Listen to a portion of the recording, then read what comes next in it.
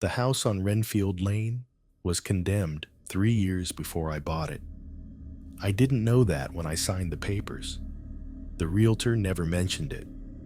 The listing just said, "Motivated seller," and showed photos of an empty 2-story colonial in a quiet Massachusetts suburb. The price was half what it should have been. I thought I'd gotten lucky. I moved in on a Tuesday in late September. The air inside was wrong from the start. Not stale, heavy, like the house had been holding its breath and hadn't let go yet. The floors groaned under every step. The wallpaper was yellowed and peeling at the corners. And when I closed the front door behind me that first night, the sound echoed through the entire house like it was hollow. I slept on an air mattress in the master bedroom upstairs. No furniture yet, just me, a sleeping bag, and the sound of the house settling around me. At 2:47 a.m., I woke up to footsteps in the hallway, slow, deliberate, heavy enough that I could feel the vibration through the floor. They walked right up to my bedroom door, stopped. I stared at the thin line of light under the door, my heart hammering in my chest. Then the footsteps turned around and went back down the stairs, one step at a time. I didn't move. I didn't breathe. I just lay there in the dark, listening to the silence that followed. In the morning, I found muddy footprints leading from the front door to the bottom of the staircase. The door was still locked from the inside. I tried to ignore it, told myself it was an old house, bad locks. Maybe a draft moved something. Maybe I'd tracked the mud in myself and forgotten. But 2 nights later, I woke up to whispering. It was coming from the air vent above my bed, soft, rhythmic, like someone praying in a language I didn't understand. I grabbed my phone and shone the flashlight at the vent. The whispering stopped immediately. The next morning, I went down to the basement. It was colder than it should have been. The air smelled like wet stone and rust. At the far end of the room, I noticed a door I hadn't seen before. It was small, maybe 4 feet high, painted over, sealed shut, with layers of old paint. When I tapped on it with my knuckles, the sound was hollow. Then, from the other side, I heard 3 sharp knocks. Not an echo, not a pipe. 3 deliberate knocks, like someone answering. I backed away so fast, I tripped over a paint can. I ran upstairs, locked the basement door, and didn't go back down for 3 days. After that, the house started changing. Doors I'd left closed would be standing open when I came home from work. My reflection in the hallway mirror would linger a half-second too long after I moved away. Once, I came downstairs in the middle of the night and found every cabinet door in the kitchen wide open. I closed them all, went back to bed. An hour later, I heard them opening again, one by one, slow and deliberate. I didn't go back downstairs. The worst part was the bedroom door. I started locking it every night. But twice, I woke up to find it cracked open, still locked, but the latch bent outward like something had pushed through it. I called a locksmith. When he showed up, he looked at the address and frowned. "You live here?" he asked. I nodded. "Huh. I thought this place was condemned. Last owner went missing. They said the basement was unsafe. He installed a new lock." I thanked him. And that night, I heard the footsteps again. This time, they didn't stop at my door. They came inside. I don't know what made me go back to the basement. Maybe I was tired of being afraid. Maybe I just wanted proof that I wasn't losing my mind. I grabbed a crowbar and went downstairs. The small door was still sealed shut. I wedged the crowbar into the frame and started prying. The paint cracked, the wood splintered, and then, from the other side, I heard breathing. Not wind, not pipes. Breathing. I froze. The door shifted slightly, like something on the other side was pressing against it. Then I heard the voice. Quiet, strained, desperate. Don't open it. I dropped the crowbar and stumbled backward. The basement lights flickered once, twice, then went out completely. In the darkness, I heard movement. Not from behind the door. From the stairs, something was coming down. I ran for the stairs, but halfway up, I felt it. A hand. Cold. Impossibly cold. It grabbed my ankle and pulled. I kicked hard, felt my shoe come off, and scrambled up the last few steps. I slammed the basement door shut and shoved a chair under the handle. From the other side, I heard 3 slow knocks. Then silence. I left that night. Didn't pack. Didn't look back. I stayed with a friend for 2 weeks, then finally worked up the nerve to go back and grab my things. But when I pulled up to the address, the house was gone. Not torn down. Gone. Just an empty lot. Overgrown grass. A rusted chain link fence. Like nothing had ever been there. I got out of the car and walked to where the front porch should have been. That's when I saw it. A small wooden sign, half buried in the dirt, hand-painted, weathered, old. It read, "Do not enter." I stood there for a long time, staring at that sign. Then I noticed something else. Pressed into the mud next to it was a single footprint, fresh, the same size as mine, and it was facing toward where the house used to be. I got back in my car and drove away. I never went back to Wrenfield, but sometimes, late at night, I still hear it. 3 slow knocks. Always at 2:47 a.m. Always from the other side of whatever door is closest to me, and I know whatever was in that basement, it followed me out. The landlord told the police we were trespassing. He said no one had rented the house on Ashbury Road for 3 years, but I had the lease in my hand. I had photos on my phone. I had a key that still worked. And I had footage of what was living there with us. In 2015, my girlfriend Emma and I found a rental listing that seemed too good to be true. Small house, fully furnished, walking distance from both our jobs. And the rent was half what we'd been paying for our apartment. The landlord met us there on a Tuesday afternoon. Older guy, quiet. He handed us the keys, took our deposit in cash, and left without showing us around. "Place is yours," he said. "Enjoy it." We moved in that weekend. The layout was strange from the start. The living room was normal. Couch, TV, big windows facing the street. But the hallway that led to the 2 bedrooms felt wrong. It was colder. Not just chilly. Cold. Cold enough that you could see your breath if you stood there too long. Emma joked that we'd save money on air conditioning. I didn't laugh. The first week was fine. We unpacked, set up the bedroom, tried to make it feel like home. Then, on the 8th night, I saw her.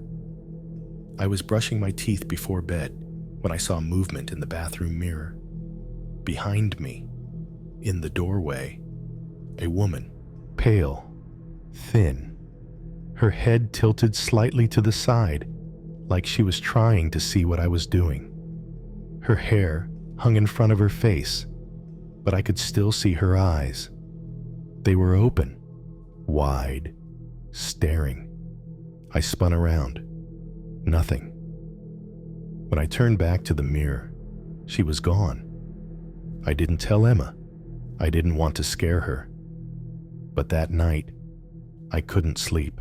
And at 2:13 a.m., we both heard it. 3 knocks. Front door. Then, a few seconds later, 3 more knocks. This time on the hallway wall. Then 3 more. Right outside our bedroom door. Emma grabbed my arm. "Did you hear that?" I nodded. We waited in the dark, listening. Nothing. The next morning, I convinced myself it was the house settling. Old pipes, temperature changes, whatever. But it happened again the next night. Same time, same pattern. 3 knocks, front door, hallway, bedroom. On the 3rd night, I set up a motion-activated camera in the hallway. I told Emma it was just to prove there was nothing there. But when I checked the footage the next morning, my hands started shaking. The camera had triggered at 2:13 a.m. The hallway was dark, lit only by the faint glow from the nightlight near the bathroom. For the first 30 seconds, nothing moved. Then, at the far end of the hall, a shadow appeared. Tall, human-shaped, standing perfectly still. It didn't walk into frame. It was just there. For 2 full minutes, it stood outside our bedroom door. Not moving, not breathing, just standing. Then, at 2:15 a.m., it turned its head toward the camera, and the footage cut to black. I showed Emma. She went pale. "We're leaving," she said. "Tonight." I agreed. But I wanted to call the landlord first, get our deposit back, break the lease, whatever. I tried his number. It went straight to a disconnected tone. Emma started packing anyway. "We'll leave in the morning," I said. "One more night. We'll sleep with the lights on." She didn't want to, but we didn't have anywhere else to go. That was a mistake. At 2:13 a.m., the smoke alarm went off. I bolted out of bed. The hallway was freezing, colder than it had ever been. I could see frost forming on the walls. The woman from the mirror. She was standing in the same spot the shadow had been, pale, still, her hair hanging over her face. But this time, she wasn't alone. Behind her, I could see another figure. Taller, broader, a man. They were both just standing there. Emma screamed, "We need to leave, now." We ran for the front door. I grabbed the handle and pulled it open. But it wasn't the street outside. It was the hallway. The same hallway. The same frost on the walls. The same 2 figures standing at the end. I slammed the door shut. "Back door!" Emma yelled. We ran through the kitchen. I threw open the back door. Same thing. The hallway. The air started vibrating. A low hum that made my teeth ache. The pressure in my ears built until I thought my head would split open. Then, every door in the house opened at once. Bedroom, bathroom, closets, cabinets, all of them. Slowly, deliberately. Emma grabbed my hand. The window.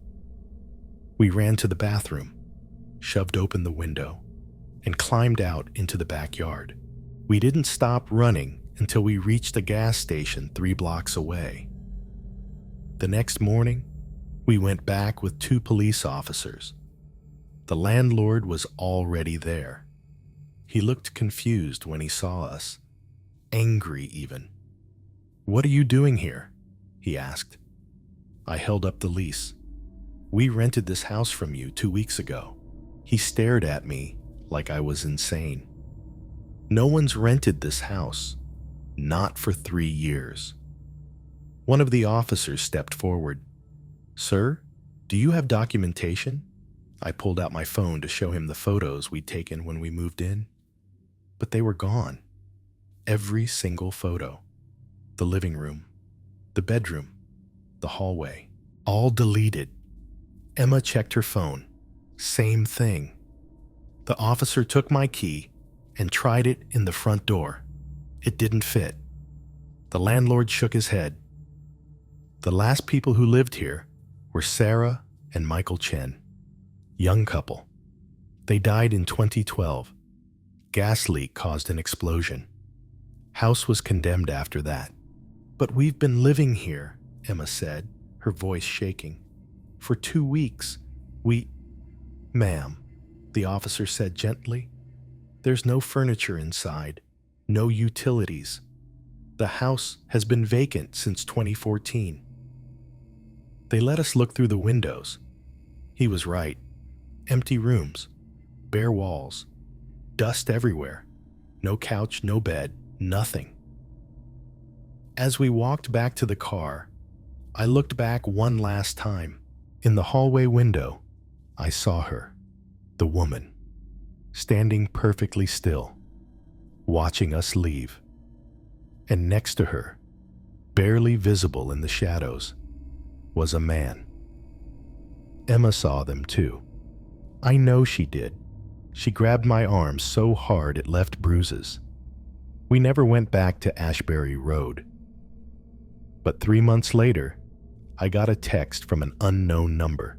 It was a photo of me and Emma, asleep in bed, taken from the doorway of our new apartment. And in the corner of the image, barely visible in the darkness, a woman's face, pale, tilted, watching. The message below it read, "You forgot to return the key."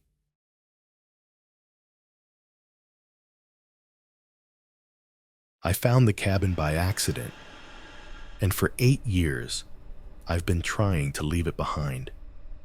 But every few months, when I'm driving alone at night, I see it in my rearview mirror. A faint orange light, flickering, following. And I know, whatever I woke up at Stillwater Lake, it's never going to let me go. I used to spend every summer in northern Maine, hiking and camping alone. In 2014, I was deep in the woods near Stillwater Lake when I found a small cabin I'd never seen before. It looked abandoned. The windows were dusty. Moss covered the roof, but the door wasn't locked. I pushed it open. Inside, everything was intact. A bed with blankets still folded at the foot. A table with 2 chairs. Canned food on the shelves. It looked like someone had just stopped living there and never came back. I checked my phone. No signal. The sun was already setting, and I was at least 3 miles from my car. I decided to stay the night. The cabin was cold, even though it was July. I lit a fire in the small wood stove and laid out my sleeping bag on the bed. Around 10 p.m., I noticed something strange. There were scratches on the inside of the door, deep gouges in the wood, like someone had been trying to claw their way out. I told myself it was an animal, a bear maybe, but the scratches were too deliberate, too human. I locked the door anyway and tried to sleep. That's when I heard it. At midnight, something woke me up. A sound outside, metal scraping against wood. Scrape, drag, scrape, drag, slow, rhythmic, getting closer. I sat up and looked out the window. Through the trees, I saw a light moving, an old lantern. the kind you'd see in a museum. Rusted metal, flickering orange flame. But no one was carrying it. It just floated, weaving slowly between the tree trunks, about 5 feet off the ground. I watched it move closer, closer, until it stopped, directly in front of the cabin. The flame inside pulsed once, twice, then went out. I yanked the curtains shut and backed away from the window. My heart was pounding so hard I could hear it in my ears. I told myself it was a dream, a hallucination. Maybe I'd eaten something bad. Then came the knocking. 3 slow, deliberate knocks on the back door. I grabbed my flashlight and called out, "Hello? Is someone there?" Silence. Then another 3 knocks, louder this time. I moved toward the back door, flashlight raised. "If you need help, say something." Nothing. I unlocked the door and pulled it open. No one was there. Just the forest. Dark, silent, and about 10 feet away, lying on the ground, the lantern, still smoking, like it had just been blown out. I slammed the door shut, locked it, and backed into the center of the room. That's when I noticed the windows. Every single window had handprints on it, smudged into the glass from the outside. Dozens of them. Small hands, large hands, all pressed against the glass like someone had been trying to see in. They weren't there before. I could see a shadow through the curtain, tall, hunched, standing perfectly still. Then slowly it raised its hand and pressed it against the glass. The print was massive, fingers too long, palm too wide. I watched as it dragged its hand down the window, leaving a long smear in the dust. Then it moved to the next window, and the next, circling the cabin, marking every window. I sat on the bed, flashlight clutched in my hands, and waited for sunrise. But at 3 a.m., something worse started. The whispers. At first I thought it was the wind, but the air was completely still. The whispers were faint, overlapping. Multiple voices speaking at once, and they weren't coming from outside. They were inside the cabin. I stood up, shining the flashlight around the room. Nothing. No one. But the voices were getting louder, closer. They circled me, moving along the walls, echoing off the ceiling. I couldn't make out the words, but the tone was clear. Angry, desperate, pleading. I covered my ears, but it didn't help. The whispers weren't just sound. They were inside my head. Then, the lantern outside reignited. I saw the glow through the curtains, flickering, pulsing. The whispers stopped, and in the silence that followed, I heard something new. Footsteps, slow, heavy, circling the cabin. Scrape, drag, scrape, drag. I didn't move, didn't breathe. The footsteps stopped at the front door. The handle turned. I'd locked it. I knew I'd locked it, but it opened anyway, slowly, deliberately. The door swung inward, and standing in the doorway was a shape, completely black. No features, no face, just an outline of something that used to be human. And in its hand, it held the lantern. The flame inside burned brighter than before. Orange, then red, then white hot. It took one step inside. It took one step inside, then another. The floorboards creaked under its weight, but it made no other sound. I didn't think. I just ran. I grabbed my pack, kicked open the back door, and sprinted into the woods. I could hear it behind me, getting closer. I ran until my lungs burned, until I couldn't hear anything but my own heartbeat. When the sun finally started to rise, I collapsed against a tree. The forest was silent. No dragging, no whispers, just birds and wind and normal sounds. I made it back to my car around 7 a.m. When I finally reached my car, I was shaking so hard I could barely get the key in the ignition. I turned back one last time. The cabin was barely visible through the trees, but in the window, the same window where I'd seen the handprints, someone was standing. Not a person, a shape. Its outline was completely black, but I could see the lantern in its hand, glowing faintly in the morning light. It didn't move. It just stood there, watching me leave. I told myself it was over, that whatever happened in that cabin stayed in those woods. But about 6 months later, I was driving home from work late at night. The road was empty, dark, just me and the headlights. That's when I saw it in my rearview mirror, a faint orange light, flickering, about 100 yards behind me. I sped up. It kept pace. I turned onto a side road. The light followed.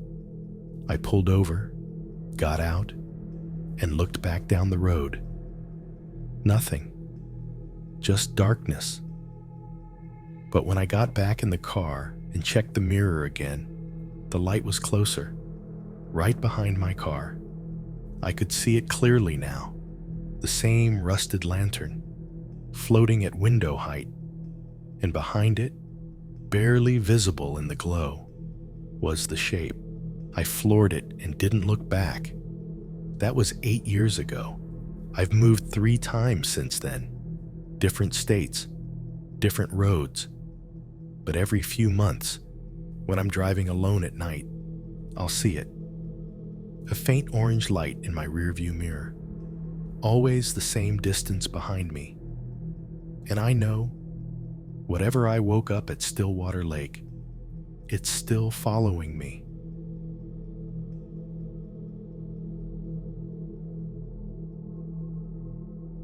Three stories, 3 places, 3 things that should have stayed buried. The knocking at Pumpkin House, the hallway on Ashbury Road, the lantern at Stillwater Lake. All of them are still out there, still waiting, still following. And the worst part? These aren't the only ones. If you made it this far, you're exactly the kind of person who needs to hear what's coming next week. Because the story I'm about to tell you, it makes these 3 look like bedtime stories. Hit that subscribe button and turn on notifications, because you don't want to miss it. Until then, keep your doors locked, check your mirrors, and whatever you do, don't answer the knocking. This is Nightmare Journal. Sleep tight.